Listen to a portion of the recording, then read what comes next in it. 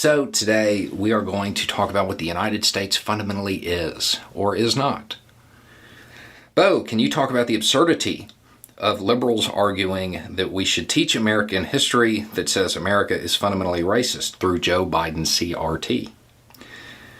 Biden's support of the theory means nothing because he passed the fundamentally racist 1994 crime bill. Can we please move past the idea that everything is racist and just teach real objective American history? Okay, so just quick little fact checks here. CRT is not Biden's thing. It's an academic movement. It doesn't have anything to do with Joe Biden. That's just not a thing. The 1994 crime bill, that's the Violent Crime Control and Law Enforcement Act.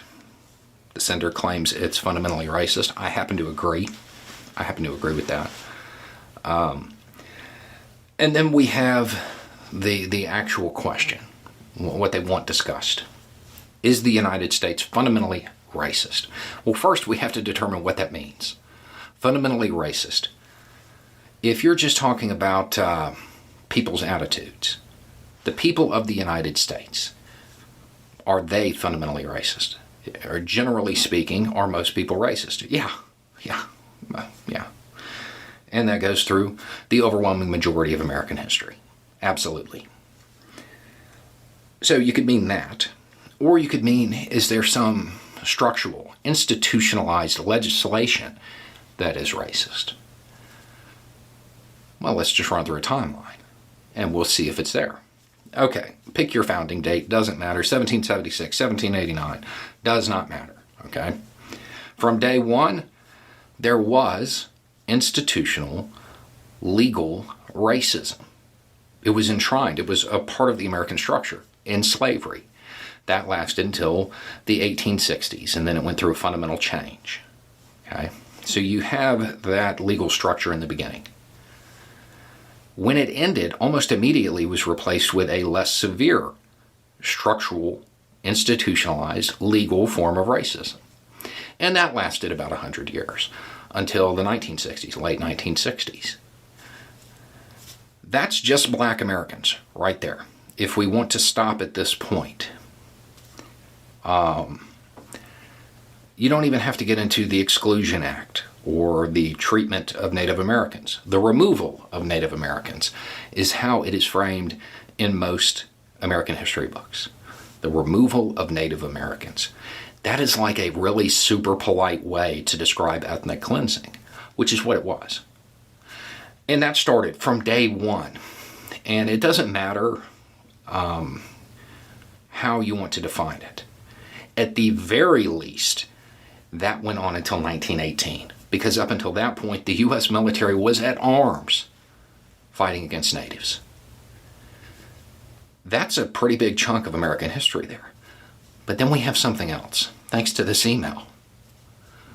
According to this email, they claim, and I believe, that the 1994 bill, that act, was fundamentally racist. I agree with that. I think it was.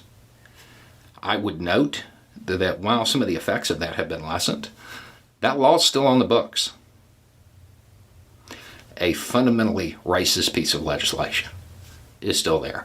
So from day one, from the founding until today, you have racist legislation. I would suggest that would make a country fundamentally racist.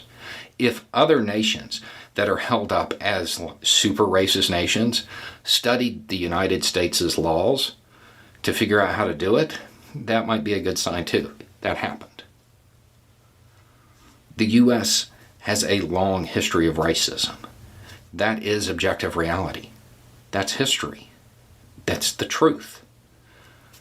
You can argue that it shouldn't be taught that way all you want, but at that point you're not arguing that you want history taught a certain way. You're arguing that you want mythology taught a certain way. The United States, its history is littered with racism, with structural, institutionalized racism. Racism that would suggest the country is fundamentally racist. It's just there. This isn't actually a controversial theory. as far as the United States being a fundamentally racist nation.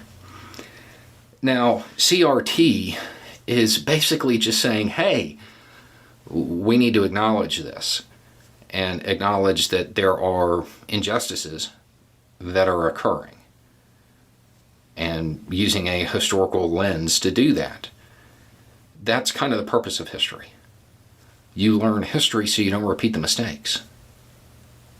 If the United States was a person who was 100 years old, and you just run from the founding to the end of segregation, that would mean that the person was 80 years old before they stopped being as racist, overtly racist, and just relied on the more subtle forms.